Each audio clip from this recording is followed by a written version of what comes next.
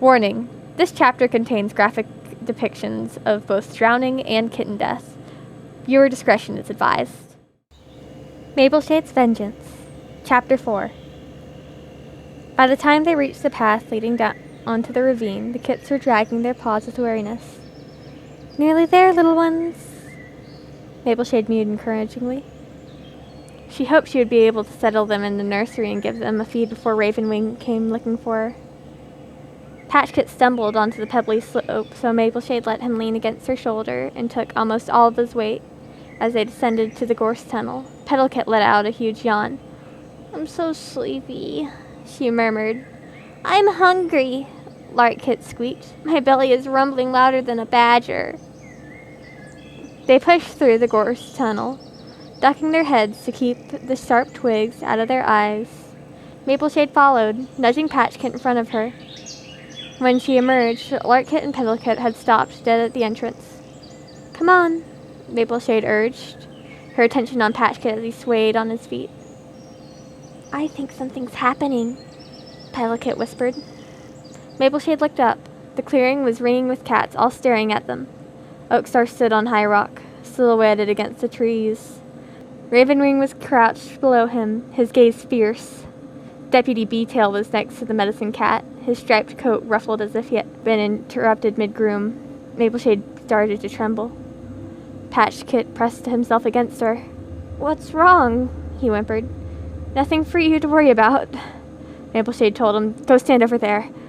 She pointed with her tail to a clump of bracken at the edge of the clearing. The three kits trotted over in silence and held together. "Come here, Mapleshade," Oakstar commanded. On legs that seemed to be made of stone, Mapleshade walked forward until she was standing in the center of the clearing. "What is it, Oakstar?" The dark brown tom twitched the tip of his tail. "Who is the father of your kits?" he asked. "Tell the truth." Before Mapleshade could speak, there was a flurry of ginger fur beside her.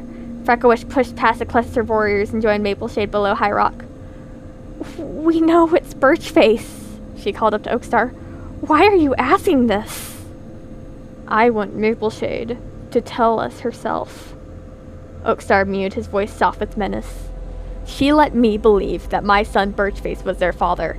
I cannot imagine that one of my warriors would dare to tell such a lie."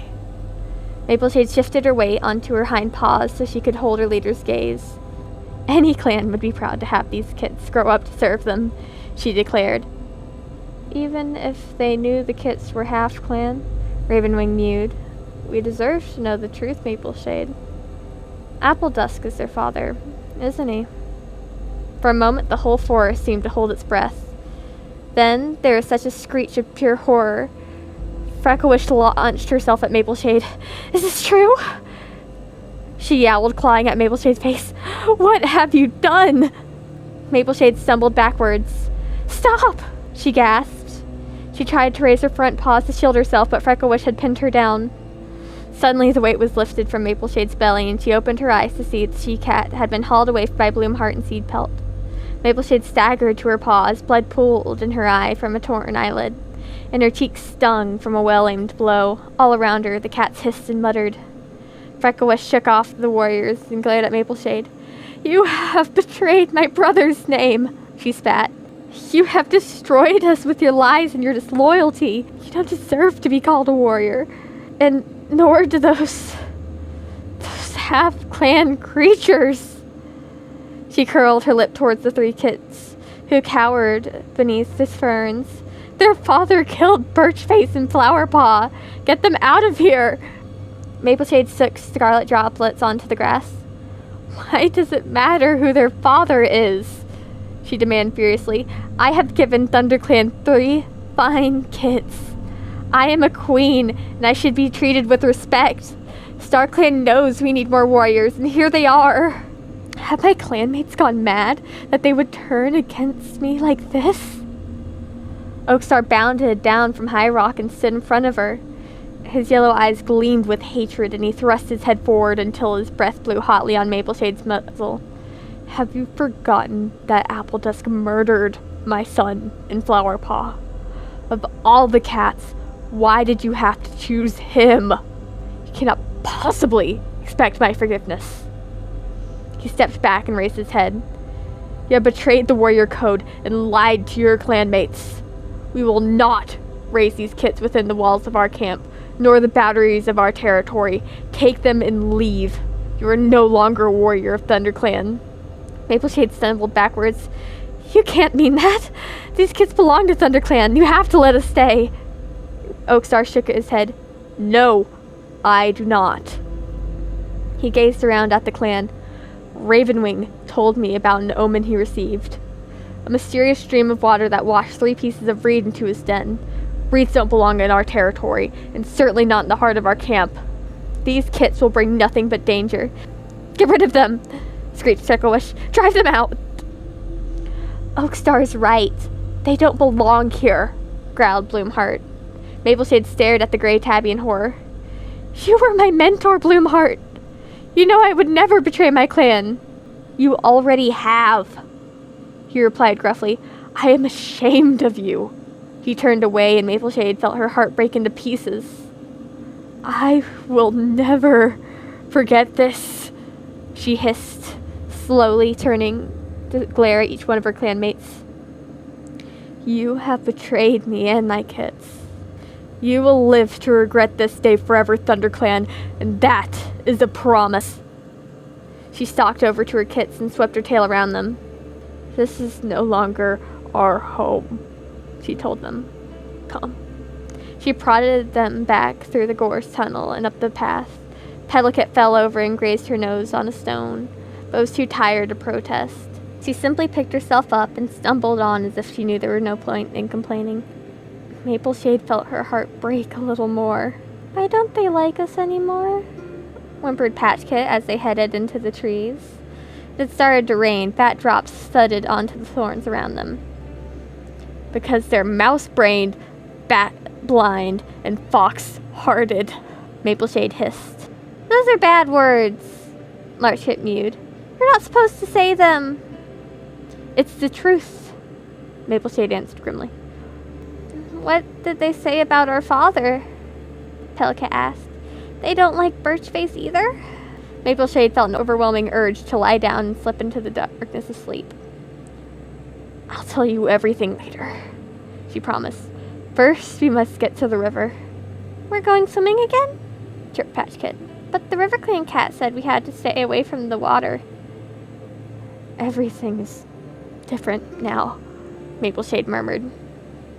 When they emerged from the shelter of the trees, the rain was pelting so hard that Mapleshade could hardly keep her eyes open.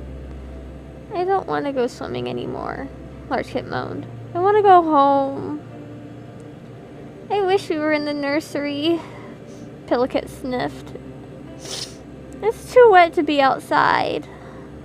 We have no home, Mapleshade snapped. She had to raise her voice over the pounding of raindrops on the shore. Forget about ThunderClan in the nursery. She stared at the river. The tops of stepping stones were just visible among the wind-stirred waves. We don't have to swim all the way, she told the kits. Do you see those rocks? We'll just have to swim from one to the next until we get to the other side. But then we'll be in RiverClan, Patchkit squeaked. We're not supposed to go there. It's all right, Mapleshade mewed, trying to seem calm. Your father will be pleased to see us. Larchkit tipped his head on one side. I thought our father was dead. Mapleshade took a deep breath. Remember that nice RiverClan cat who helped Patchkit today? He is your father, not Birchface. Larchkit wrinkled his nose. But that doesn't make sense. Her father can't be from RiverClan. We're ThunderClan cats. You're half RiverClan, Mapleshade told them. That's why you like the water so much today. The 3 kits' eyes stretched wider until they were like moons. Is that why our clanmates are mad at us?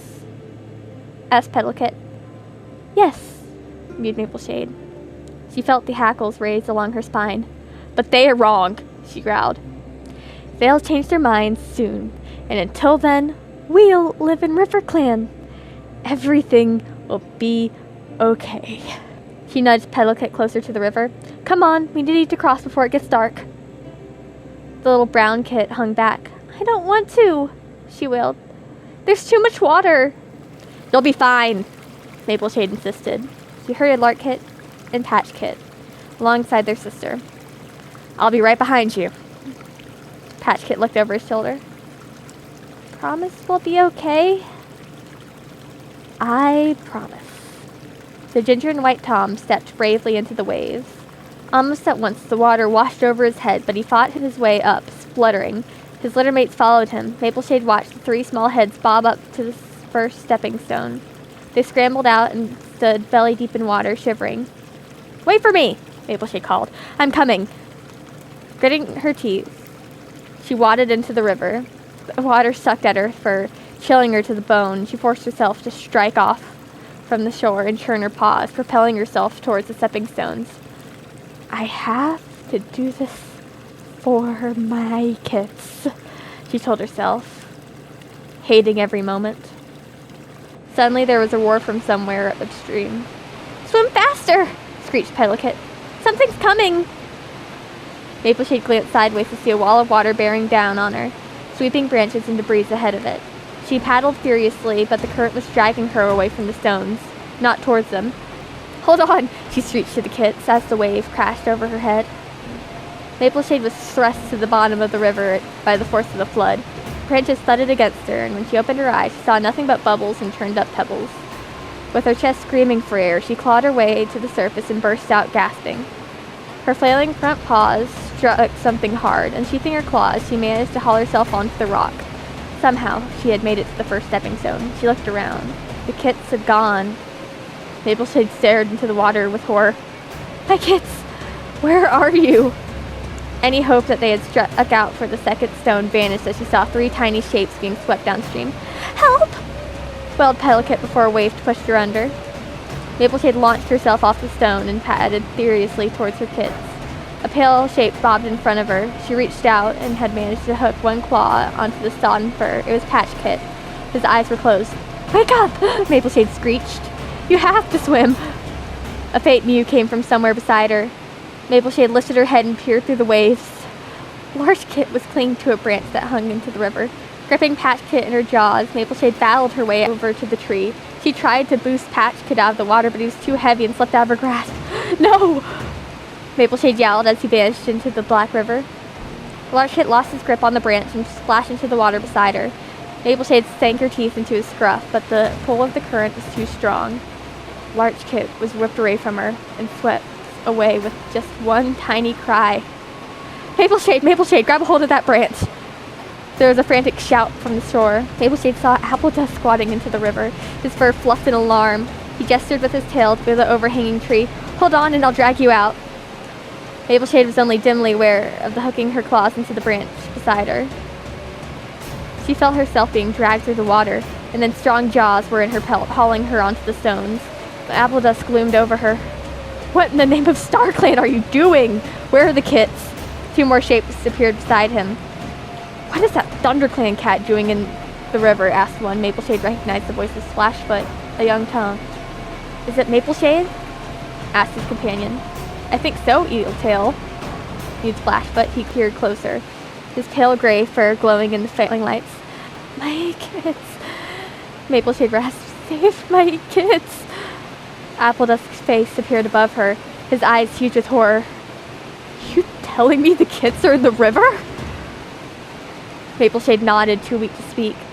Eeltail was already bounding along the shore. If kits are in there, they're going to be in big trouble, she called over her shoulder. Splashfoot raced after her. Appledust crouched beside Mapleshade. I will find them. I promise, he whispered. Then he raced away from her. Mapleshade closed her eyes. StarClan, help my kids, she prayed. None of this is their fault. Take me if you must, but please spare them. She lay still, feeling the water run off her fur until she heard paw steps crunching over the stones. She lifted her head and saw Appledusk approaching. In the darkness, she couldn't see his impression. Did you find them? Yes, he mewed. We found them. Mapleshade hauled herself to her paws. Where are they? Wordlessly, Appledust turned and led her downstream. He pushed his way into a dense clump of reeds and beckoned Mapleshade forward with his tail. Eeltail and Splashfoot were standing over 3 small, dark shapes. Eeltail looked up. her eyes brimming with pity. "I'm so sorry," she mewed. "We couldn't save them." Ghastly shrieks split the air. Mapleshade wondered where the noise was coming from until she realized that her mouth was wide open. She shut her jaws with a snap and took a step toward her kids. Her legs buckled, and suddenly she was lying beside them, desperately licking each one in turn. "Wake up, little uns," she urged. "Made it across the river. You're safe now." But the bodies rolled limply under the strokes of her tongue. 3 pairs of eyes stay closed. Mapleshade pressed her muzzle against Patch Kit's cold cheek. "You promised you would never leave me," she whispered. "You promised you would keep me safe." His voice echoed inside her head. "I'm sorry," Mapleshade wailed. "I was just trying to find us a new home. I didn't know where else to go." "What are you talking about?" Appledust sounded stunned. "Did you mean that you deliberately tried to cross the river? In the middle of a flood?" Mapleshade twisted around and looked at him. "ThunderClan threw us out," she explained. "We had nowhere else to go." "I don't know what's going on here, but we need to take these kids to Darkstar," meowed Etail. "He needs to know about this." For a moment, Appledust looked as if he was going to disagree, then he nodded. You're right. Come on. We'll take 1 kit each. Mapleshade, follow us." The RiverClan warriors gently picked up the drenched little shapes and carried them slowly back along the shore. Mapleshade stumbled behind them, too numb to think clearly. Beside them, the river had clowned and lapped at the shore like a cat's tongue, making soft, comforting noises in the still air. Mapleshade waited for Appledust to send the other warriors on ahead to find some excuse to be alone with her so they could mourn their kits together before facing the rest of his clan. But he didn't even turn back to look at her. He hasn't even asked what I named them. The warriors treaded between tall reeds on the narrow path of dense brown soil. It opened into a clearing which was raised up from the water of heaps more soil on top of tightly woven branches like a huge nest. Mapleshade caught the glint of many pairs of eyes watching from among the reeds. Her wet fur bristled. An orange she-cat ran up to Appledusk. Mapleshade recognized her at once. It was Reedshine, the warrior who took to fussing over Appledusk at the gathering. "Did someone fall in the river?" Reedshine gasped. "Are you okay?" The RiverClan warrior set down Pedikit's body as gently as if she were sleeping, and touched his tail to Reedshine's flank. "I'm fine. We need to speak with Darkstar." Reedshine stayed where she was, her gaze flicking to Mapleshade and back again. "Why is she here?" "What's going on, Appledusk?" There was a stir of movement at the far end of the clearing, and Darkstar stepped out of the reeds. All cats fell silent. Appledusk stepped forward. 3 kits have drowned in the river," he announced. "Ask me their names." Mapleshade screeched silently. Appledusk looked at his paws. I am their father." Mapleshade held her breath. This was Appledusk's chance to plead for mercy on her behalf. To explain that Mapleshade deserved to be given a place to RiverClan because she had borne his kits. Darkstar's eyes narrowed into tiny slits. "What do you mean, Appledusk? What are you talking about?" "I'm so sorry, Reedshine," Appledusk whispered. "Please forgive me." Reedshine twitched the tip of her tail. "Forgive you for what?" Mapleshade looked at the concern in Reedshine's eyes and felt something inside her turn to ice. This was not just a clanmate to Appledusk. Appledusk bowed his head and went on. "Many moons ago, I met with Mapleshade in secret. There was a gasp from his clanmates, and one of them, a rumpled old tabby, hissed, 'Traitor!' Mapleshade kept her gaze fixed on Darkstar.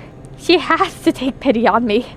I've lost my home and my kits, and I have nothing left except Appledusk." "You knew about these kits?" Darkstar asked. The tip of her tail was twitching.